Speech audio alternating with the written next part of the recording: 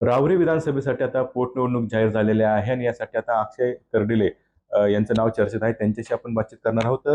कसं आमदार शिवाजी कर्डिले यांच्या निधनानंतर आता जबाबदारी जाहीर मतदारसंघाची तुमच्यावर आलेली आहे. सगळ्यांची इच्छा आहे की तुम्ही आता निवडणूक आता लढवावी. काय सांगा?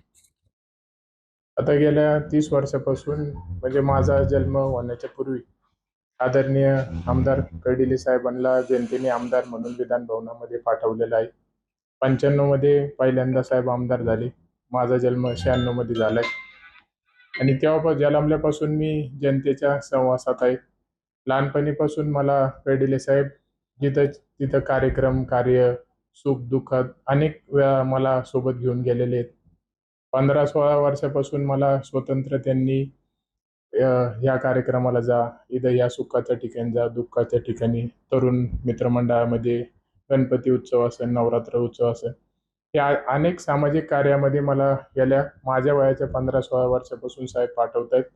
एक सहवास आणि एक संबंध प्रत्येकाशी तयार झालेत आणि आज गेल्या 5 महिन्यापासून साहेब आपल्यामध्ये नाहीत. पण जनतेने हे भरभरून प्रेम मला दिलंय. माझ्या परिवाराला मला साथ दिलाय, धीर दिलंय, आधार देण्याचं काम केलंय.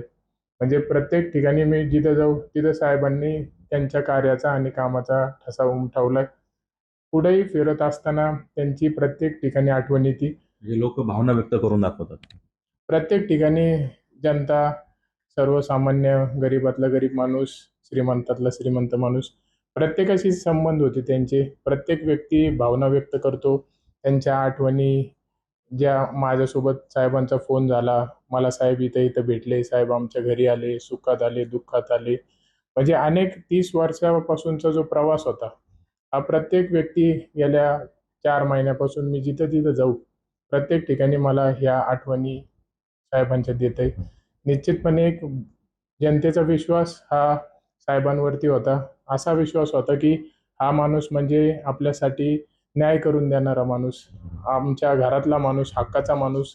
या माणसाला आम्ही कधी फोन करू शकतो, कधी घरी जाऊ शकतो, कुठेही जाऊन भेटू शकतो आणि काम सांगू शकतो किंवा सार्वजनिक असो, कौटुंबिक असो किंवा एकदम घरातलं जरी काम असलं तरी पण आम्ही त्यांना सांगू शकतो. असा एवढा मोठा विश्वास 30 वर्षापासून जनतेनी त्यांच्यावर ठेवला होता आणि आज 4 महिन्यापासून ते नाहीत.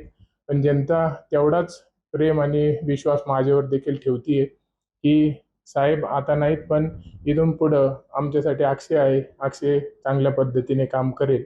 हा जनतेचा माझ्यावरती देखील तेवढा विश्वास आज आहे. खरं तर तुम्ही 4 ते 5 वर्षांपासून आता राजकारणात सक्रिय आहेत. मतदारसंघात देखील फिरतात. अ, म्हणजे साहेबांचं काही त्यावेळेला कसं मार्गदर्शन असायचं? नेमकं काय साहेब सांगायचे राजकारणात ज्यावेळेस तुम्ही प्रवेश केला?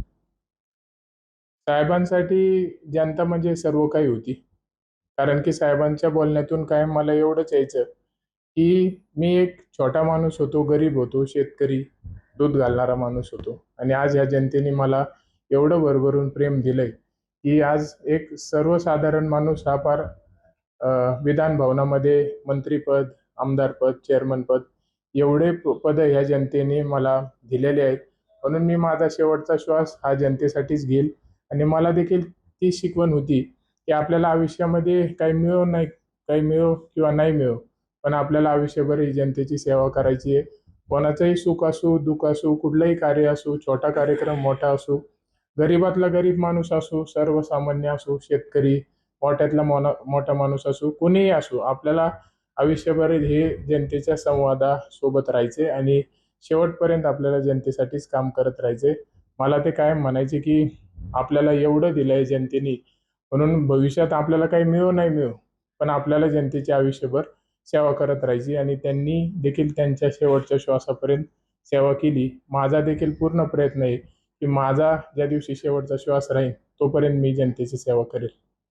खरं तर ही निवडणूक बिनविरोध व्हावी अशी सर्वांची इच्छा आहे. तर तुम्ही काय तसे प्रयत्न करणार की पक्ष पण काय? नाही, माझ्यासाठी आता माझे वडील गेल्याच्या नंतर पक्ष हा मला प्रेम देतोय. पक्ष हा ठिकठिकाणी मला ताकद देते. म्हणून भारतीय जनता पार्टी, आदरणीय मुख्यमंत्री देवेंद्रजी फडणवीस साहेब, पालकमंत्री नामदार राधाकृष्ण विखे पाटील साहेब व सर्व नेते मंडळी जो काही निर्णय माझ्यासाठी घेतील तो मला मान्य राहील. ते उद्या म्हणले आपल्याला निवडणूक लढायची आणि जिंकायची, तर त्या पद्धतीने काम करू. बिनविरोधचा विषय माझा नाही, बिनविरोधचा विषय पक्षाचा आहे, पक्षश्रेष्ठींचा आहे. ते जो काही निर्णय घेतील त्यानुसार आपण पुढे वाटचाल करू. तुमची सर्व तयारी झालेली आहे. आमची पूर्णपणे तयारी आहे या निवडणुकीसाठी. कारण की ही निवडणूक काही फक्त माझ्यासाठी किंवा साहेबांनी जी 30 वर्षामध्ये जनता घडवली आहे, साहेबांनी जे रक्ताचं पाणी करून शरीराचे हाडं पार ठेचूस तर साहेबांनी ही जनता एक एक माणूस कमावलाय.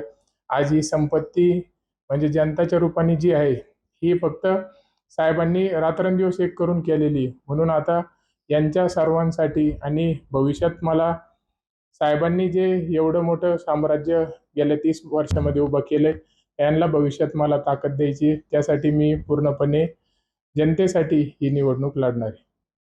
तर निश्चितच जनतेसाठी ही मी निवडणूक लढणार असल्याचं अक्षय कर्डिले यांनी बोलून दाखवलेलं आहे. त्यामुळे आता येणाऱ्या राहुरी विधानसभेमध्ये ही निवडणूक बिनविरोध होते की ह्या ठिकाणी निवडणूक लागते हे पण पाहणं महत्त्वाचं असणार आहे. कॅमेरा कसं कुणाल जायकर, TV9 मराठी, अहिल्यानगर.